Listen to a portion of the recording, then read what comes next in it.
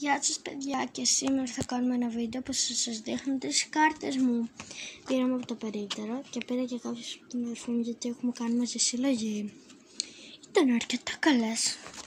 Αυτή είναι η πίσω της πλευρά και αυτή η μπροστά. Εγώ νόμιζα το αντίθετο.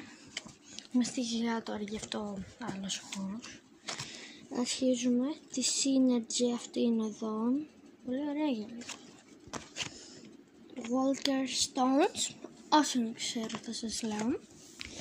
Winner Modric.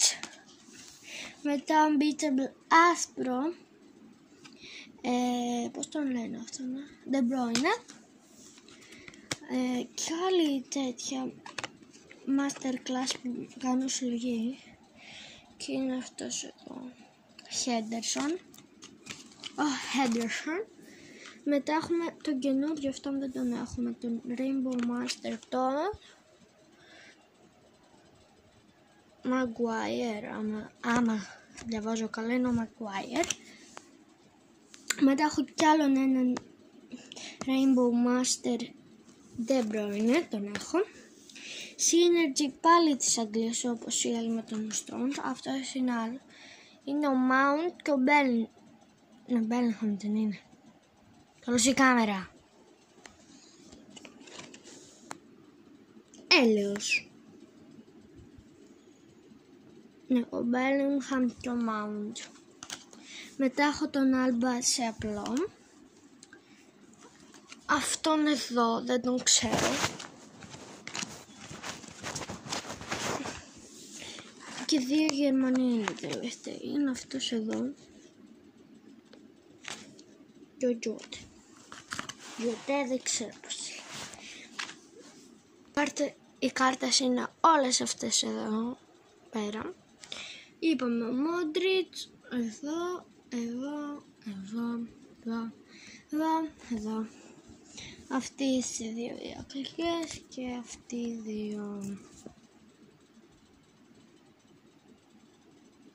Κάντε subscribe και like στο βίντεο.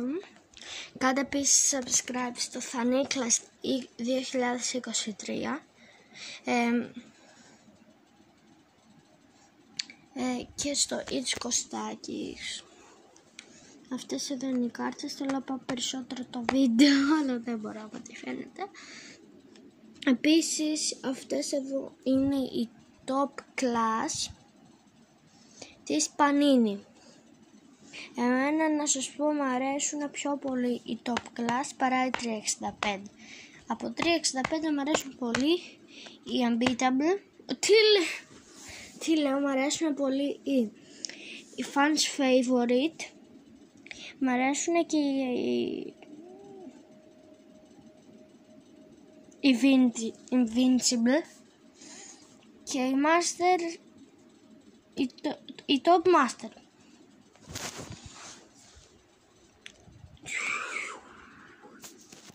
Είναι πολύ ωραίες οι top class, είναι μπρος πίσω.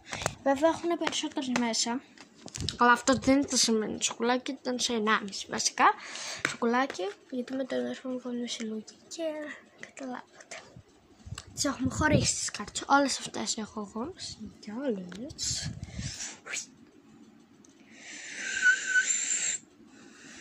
Τέλεια, και θα κλείσουμε με Modric.